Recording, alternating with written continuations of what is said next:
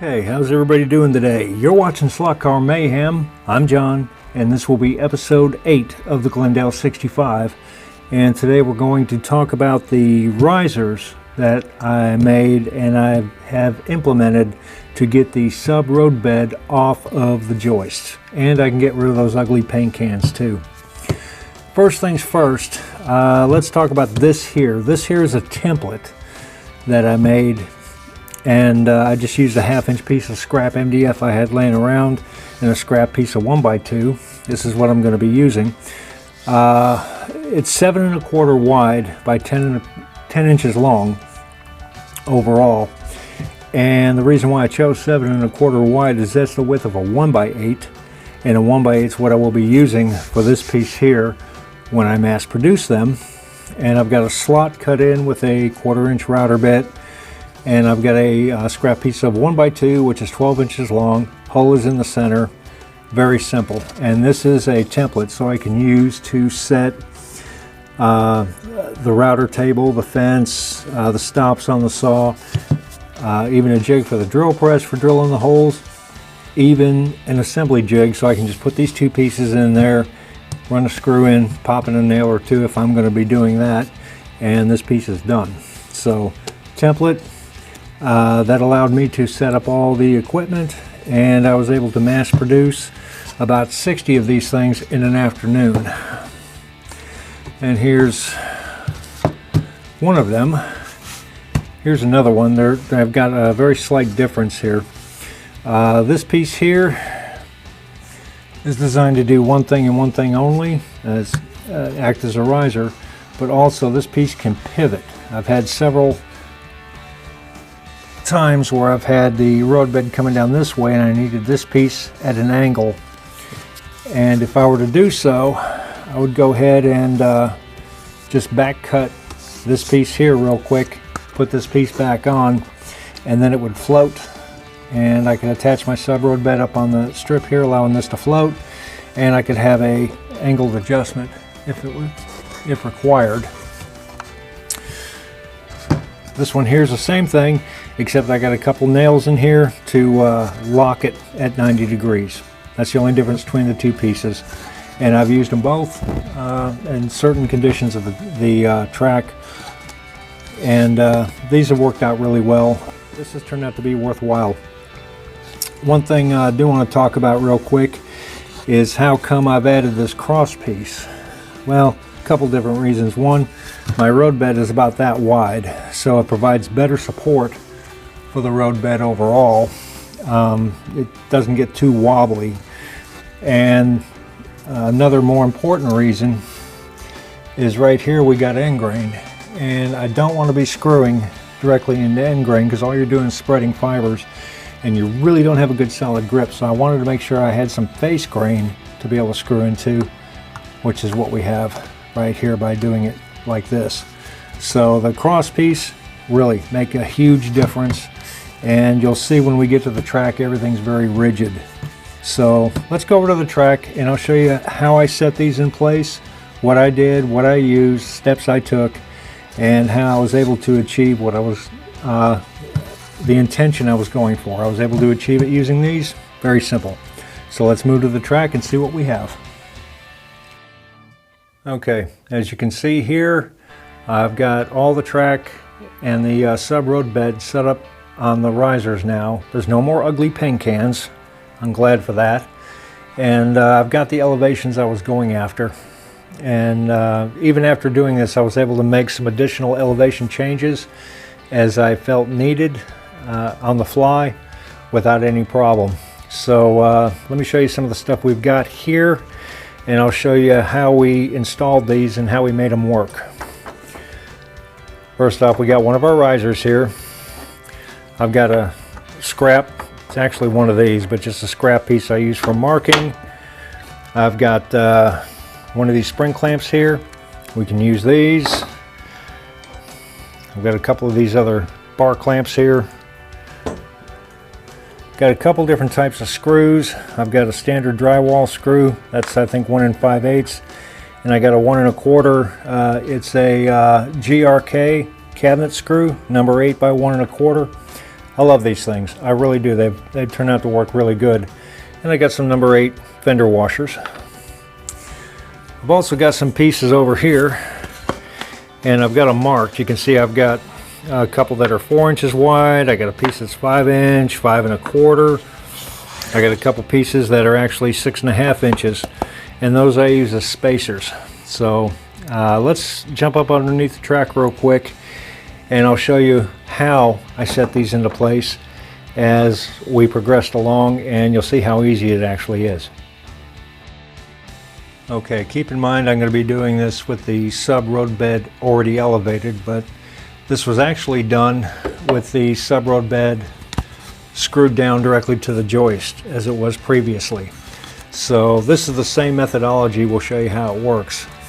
But I would just simply take a riser and slide it into place like so. And I can't do it right now because I already have another one in place, but I'm going to move it out a little bit just for demonstration purposes. And then you can just clamp it, give it a little tap, and everything will move up to where it needs to go, and we've got it in place. That just holds it in place nice and easy while you continue working. Then I would take one of these GRK number 8s and a fender washer. It's like that. And I would run it right up into there and screw it down, and not too tight, just enough to help hold it into place. Once that's done, we need to go up to the top side. Okay, now we're up on the top side of the track, and you can see that's where we just put that riser in place, and you can see our crossbar is right here. First things first, if we take this and we line it up, if you remember, if you recall, I had snapped red chalk lines all the way across where the joists were, and these would currently be screwed down to the joists, but in this case they're not. And I would just set that on there, and then I would take a pencil, draw a couple little marks. I can see my marks right here. Well, if we look, you can see that mark lines right up with the center of this piece. So this is where we can go ahead and drill, and we can put in our new mounting screws. Alright, putting in the mounting screws is actually pretty simple. First thing I do is I use a countersink bit with a pilot. I can't remember what they call these. I've got a bunch of them laying around. And I would go ahead and drill through and lightly countersink the hole right here. Then I would take a slightly larger drill bit, and I would drill and open up just the MDF hole. And that's important because what you want is you don't want the screw to be cutting into the MDF on top. You want it to be cutting only into here, and that's going to pull these parts together and hold them really tight. So then I would go ahead and I would run my screw in, and I would cinch it down like I've done here, and it pulls these sections nice and tight on both sides and locks these in place. Keep in mind, I still have screw holes where this was attached to the joists. You'd still have screw holes. Okay, and just for a better look, you can see the yellow chalk line I have. You can see the mark I made, and that's about where I would drill, right where my finger is. You can see the new screw that's holding the riser on the other side of this joist. We don't need 2 risers on a joist. I'm using this just for demonstration purposes, just to show you. But once we get 3 or 4 of these pieces per a section, and in this case a section goes from right here, and it's one continuous piece of MDF all the way to right here. It's all one continuous piece. And I would get 3 or 4 sections in, anchored just like this, get it all anchored in, ready to go. Once that's done, I will go through and I will remove all the spring clamps, because you've got that screw in place to help hold it in. I'll remove all the spring clamps, and then I would remove all of the screws that are on these snapped lines, because that's what's holding this MDF currently to the top of the joist. Once all that's accomplished, you can just come up and you can just lift up this whole section, lift it up, and you can get it about where you want it. And that's where we use the spacers. I'll show you how to do that. Okay, once you have the everything's loose and you can raise this section of track up, I'll use one of my spacer pieces, and in this case here I used 4 inches, and I would set that on top of the joist opposite of the side where the riser is, and you can tell that's a tight fit because of the way I did this. Once I get that about where I want it, use a couple of these bar clamps, and I would clamp down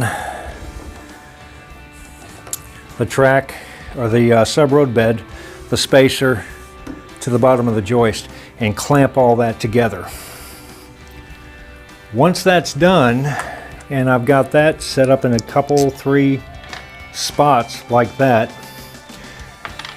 then I would take another one of these GRK number 8 by 1 1/4 screws, take a couple of those, and I would lock and screw right into the riser, right into the joist, and lock those pieces into place, and I'll show you that. Looking up from the underside here, you can see where I've added 2 additional of those cabinet screws on top of what we have here, and this solidly locks this piece to the joist. And once that's done, we can just undo our clamp and remove that, and then we can remove our spacer piece and get that out of there, and there you go. This is in nice and solid, and it's already locked to the track. Now you're going to have several areas that are not going to have the risers yet. Then you can go ahead and you can fill in the remaining areas once you got a couple, 3 of them in place. Just make sure everything's at the same elevation. And as you can tell, the end result, it's really sturdy. It's not going anywhere. This bench work is rock solid. So how do we handle these transitions on the slopes? Let me show you that. It's really simple. Okay, right here, I don't even know if you can see it, but right here is a transition between one piece to another. This piece is on a slope coming up this way. This was the first piece I put in. Now I've got this piece lined up where it needs to go, so how did I get this to match this angle so easily? Very simple. Get yourself another scrap piece of wood. You can use a longer piece, which is just fine, works just as well. And once you've got that, really simple, just clamp it to the work surface with a couple more clamps. Clamp it to the road bed, and this will provide a good angle on how you want all this to hook. So a couple clamps later, holds everything in place, does a great job. Got a really nice straight clean transition right here as the angle is continuing. No bumps, no anything. It's good solid transition. So very smooth, works really well. Okay, sometimes it becomes necessary to add a piece of joist in between this joist and this joist here. Very easily done. I just cut a piece to fit, and I used some pocket hole screws on either side and attached this stub joist here, this crib, to the main joist with no problem. And I was able to then attach a riser in place to take up an area where I had a strange transition of curve going on. I didn't really have a joist for it to set to, so this makes it really easy to do this. And once again, you can see the 2 lock screws, the screw with the washer in the gap, and you can see I'm shaking it right now. It's very solid. So no worries about this coming apart, and this was actually quite easy to do. Okay, taking a look at the elevations where they stand right now, and all these elevations are going to be based from the top of the joists right here, because this is where all the sub road bed was mounted initially, was on top of the joist. So this entire straight section from here all the way down is 4 inches above the top of the joist. About here, it starts descending into a sweeping curve, which is still descending. And right there under the overpass, it's 1 inch. It used to be 0, and I raised it up to 1 inch because I think it looks better and flows better that way. So that gives us our 1 inch elevation right there where the track passes underneath the overpass. It starts to go back up, and at this point here, right before the curve, it's at 5 inches. You can see it's a little bit higher than the general section of the track, and it's continuing its curve up, and at the overpass to about here, just before that curve, it is at an elevation of 6.5 inches, and then it starts coming back down right here. And you can see there's where it descends, and it's descending down right here and comes back in, and just before the pit entrance it's back at 4 inches and level all the way around that way. There's been several times, probably 3 to 4 times, where I have tweaked and adjusted elevations after driving the track. And adjusting the elevations is very simple. You just come in and remove the lock screws, and then you can make your adjustment as you need to, and then you can put the lock screw back into another location, and it'll lock everything back into place again. So this works really well. This system has been very fluid, and I've made several elevation changes as we have progressed throughout this, and it's been very easy to do. I could do an elevation change in 2 sections in a half hour with no problem. And I don't have to make anything or do anything else. I can just make my adjustments and then lock everything back into place. And once again, as you can see, I'll do it one more time, it's completely rock solid. It's not going anywhere. And I couldn't be more happy with the result. So that'll wrap up episode 8 for the risers. If you guys have any questions, just hit me up and let me know. I'll be glad to answer any questions I can. And I'll show you a little teaser right now, because in order to lock in some of what I'm doing, I wanted to do a test cut on an infill piece. And this is right here. This is 1/4 inch MDF. And I wanted to try out a new method. And as you can see, we've got a really, really good fit all the way around. And my elevations are pretty good. They match really well. And I'll take you through step by step how I intend on doing these infill pieces. These are very difficult to cut because you're having to cut both sides at once. It's not just one side and then it's out in space. No, you're having to cut through and fit both sides of the track at one time, multiple curves, everything. And this little technique I came across works extremely well. And this was a test piece to see how well it was going to work, and it worked out well enough. I said, well, I'm just going to keep this piece. No reason not to. This piece was just a rough cut with a jigsaw to help lock this piece in place while I was doing this. And I decided to leave it in place. It's just clamped in here right now. And in between the gap, I stuck a section of guardrail, because as I'm driving the track, this is actually a very precarious spot. And I don't want to be launching my cars off the table here without a guardrail. And since I needed something to lock the track in, I'll just shove a piece of guardrail in there and call it good until I get more of the infill done. And then I can remove this piece and I'll do the outfill pretty much the same way I do the infill. So that's a whole nother episode. But that'll wrap up episode 8. And the next steps are for the track are going to be, now that the roadbed is up on risers, I can go ahead, I'm going to remove all the track and I'm going to sand down the surface really good. And I'll put the track into place again, and I'll readjust everything, and I will remark the outlines of the track just so I know exactly where I want it, because it does change a little bit when you start changing elevations, but not enough to really be concerned with. But I want to make sure I'm putting my track exactly where I want it. And then the track itself, or the roadbed I should say, will be surfaced with yoga mat prior to me putting the track back down, and that'll give me a really good foundation for the track to sit on too, and this will be an excellent noise barrier, and this will take away a lot of the noise and a lot of the clickety clack that you may get out of it. And so this will work really good. And of course, since the track will be sitting on top, so will the infill and outfill pieces, so they'll be on the same elevation, and this will just help keep everything a lot quieter. So that'll happen, and then after that I'll probably start the electrical, both the high voltage and the low voltage. And I've got a couple tricks for the high voltage, which is not a big deal, I'll show you that. But the low voltage I'm going to do probably in a different way than you've ever seen before.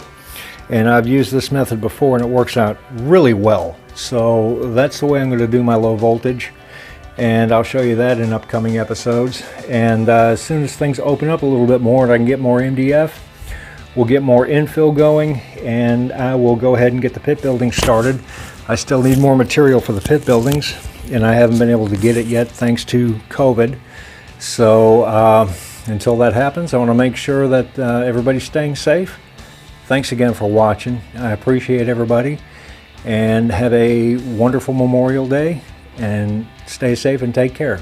We'll see you next time.